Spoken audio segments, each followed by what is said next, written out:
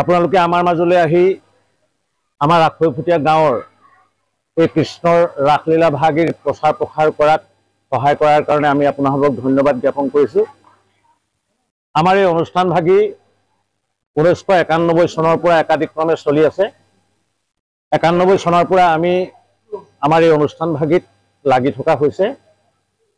সমূহ গাঁওবাসীৰ সহায় সহযোগিতাৰ ফলস্বৰূপে আমাৰ ডেকা যুৱকসকলেও বহুত কষ্ট কৰে, দিনক নিশাক চেদভেদ নোহোৱাকৈ তেওঁলোকে কৰ্ম কৰে আৰু আমাৰ এই সংগীসকলেও আমাৰ এই সংক্ৰান্তত বহুত সহায় কৰি আহিছে।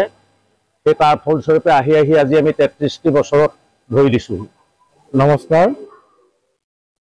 আখৈফুটীয়া সাংস্কৃতিক সমাজৰ সৌজন্যত আখৈফুটীয়া গাঁৱৰ এই পবিত্ৰ স্থানত বিগত 32টা বৰ্ষ আমি শ্ৰীকৃষ্ণ ৰাসলীলা মহোৎসৱ ভাগি অনুষ্ঠিত কৰি আহিছোঁ আৰু এই বৰ্ষতো আমি এদিনীয়া কাৰ্যসূচীৰে এই মহান অনুষ্ঠান ভাগি আয়োজন কৰিছোঁ।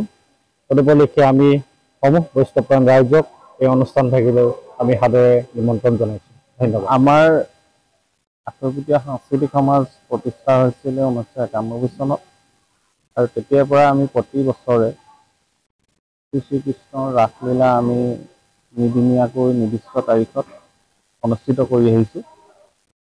বৰ্তমান আমাৰ 33 বৰ্ষত ভৰি দিছেহি।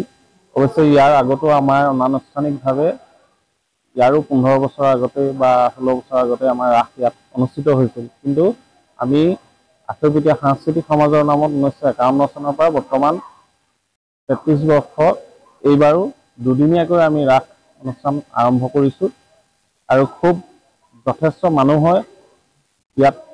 আমাৰ শ্ৰী চামগুৰি সত্ৰৰ কাৰুকাৰ্য আৰু কেলিগোপাল নাটকৰ ৰাস অনুষ্ঠিত হয়। ইয়াত যথেষ্ট দৰ্শকৰ সমাগম হয়।